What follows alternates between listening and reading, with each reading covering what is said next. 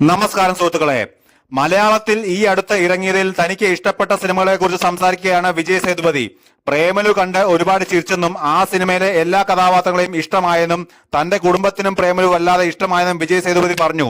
എന്നാൽ തനിക്ക് വല്ലാത്തൊരു എക്സ്പീരിയൻസ് തന്ന സിനിമ കാതലും നൻപകൽ നേരത്ത് മയക്കമാണെന്നും താരം പറഞ്ഞു. നൻപകൽ നേരത്ത് മയക്കം കണ്ട് താൻ വല്ലാത്തൊരു അവസ്ഥയിലാണെന്നും വിജയ് സേതുപതി പറഞ്ഞു.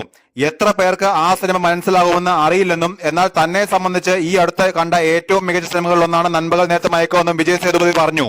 ഒരു സീനിൽ രണ്ട് കഥാപാത്രമായി സംസാരിക്കുന്ന സീനുകളൊക്കെ മറ്റടക്കം ചെയ്യാൻ പറ്റാത്ത രീതിയിൽ മമ്മൂട്ടി ചെയ്തുവെന്നും വിജയ് സേതുപതി കൂട്ടിച്ചേർത്തു.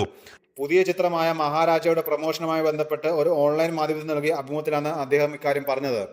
ഈയിടെ ഇറങ്ങിയ മലയാള സിനിമകൾ പലതും കണ്ടു. പ്രേമലു ഫാമിലിയുടെ കൂടെയാണ് കണ്ടത്. എല്ലാവരും ഒരുപാട് ചിരിച്ചു. മമ്മൂക്കയുടെ കാതലും നൻപകൽ നേരത്ത് മയക്കവും കണ്ടിട്ടുണ്ട്.